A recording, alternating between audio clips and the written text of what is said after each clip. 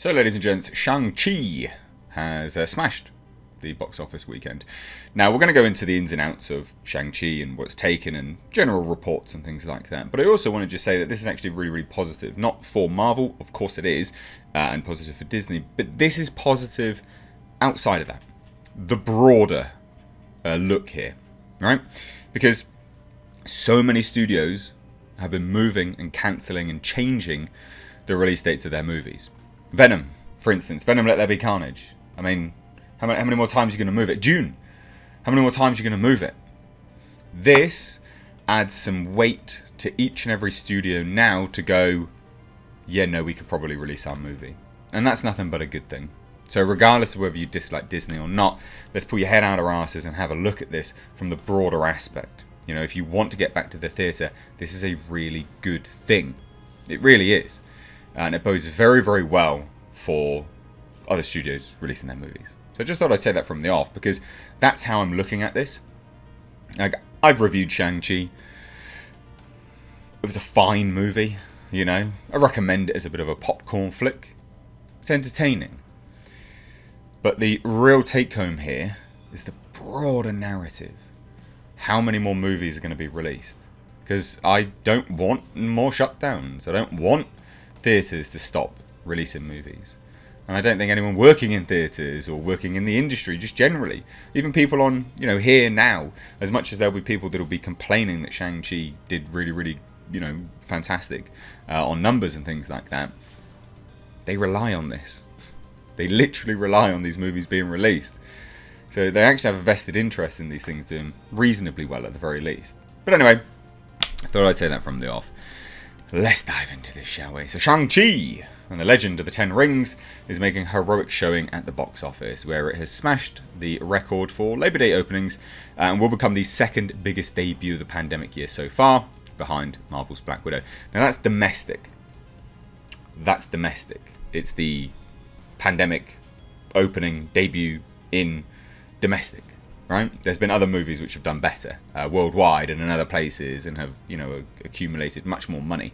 And these are really important when we start to talk about record breakers and such, right? It's really important to take that into account.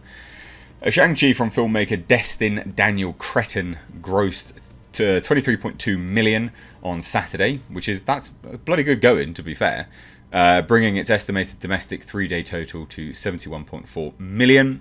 From 4,300 theatres in the USA, domestic. Now, Shang-Chi's global haul is an estimated 127.6 million.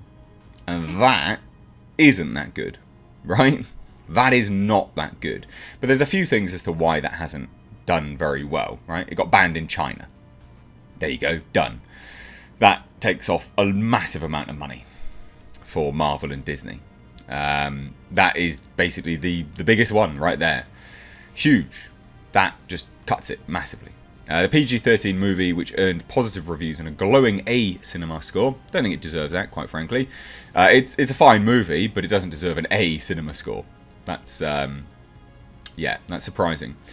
Stars Simu Lee as Marvel's newest hero and is the studio's first to centre on an Asian lead, which that seems to be what everyone seems to be leading with, massively negating the fact that we've had years of Jackie Chan, Bruce Lee, and many other Asian stars, which does seem to be quite strange and does a disservice to people's, you know, cinema history, I guess. But anyway, its 3-day number expected to be 71.4 million. Shang-Chi will be the second biggest domestic opening of the year, behind Black Widow, which debuted to 80.3 million. And that's not good. Like, fine, sure. But Universal's Fast 9, which brought in 70 million in late June. So that did pretty well. But then we go into some other bits and pieces here. So as far as September releases, only Universal's It 2017 and It Chapter 2 topped Shang-Chi's domestic opening. So we're talking about just historical September releases right now. And I don't think that that's much to go in. Like, we've started to shift away from very specific months, you know, to release movies. That had already started to shift away. So that as a historical reference, I think, is actually quite unfair. It's disingenuous. But Shang-Chi is also on track for 83.5 million for the 4-day frame, breaking the Labor Day weekend record previously held by the 2007's Halloween, which earned 30.8 6 over the 4-day frame. Now, Shang-Chi is also basically set for a global Labor Day record for IMAX, with the film bringing in an estimated 13.2 million. Males made up 61% of the domestic audience for Shang-Chi. I went to see this in IMAX. It was actually pretty much only on IMAX, quite frankly. And I think I may have said this in my review, is that don't watch it on IMAX. Don't watch it on the biggest screen possible. Because that end, the massive CGI bloated fight at the end, can look a bit wonky on the biggest screen possible. And again, this is coming from someone that still recommends the movie, but it's not perfect. Shang-Chi is a win for the theatrical experience, and this is what I've been talking about, at a time in which the Delta variant continues to hamper attendance and day-and-date releases on streaming services. And Disney made a massive point of this and said, this is an experiment. Well, look, your experiment's done well, so hopefully you're going to stop releasing movies over on Disney+, eh? Let's see. So unlike previous Marvel release Black Widow, which premiered day and date in theatre and on Disney Plus Premier Access, Shang-Chi will have an exclusive 45-day theatrical release. To date, Black Widow has earned 371.3 million at the global box office and sparked a lawsuit. Damn. So funny. Simultaneous releases and Shang-Chi were hot topics at CinemaCon last week, as Disney CEO Bob Chapek has indicated that the film will inform the studio's release strategy going forward. And that's the thing, like, it was supposedly an experiment. So we'll see how this experiment is now received and what they want to do with it moving forwards. But then we have this, right, from Rodriguez. So, call it an ask from your chairman of NATO. This is important to all of us, said Rodriguez. It's going to be a great showing from us to our fantastic friends at the Walt Disney Company to show them the importance of theatrical exhibition.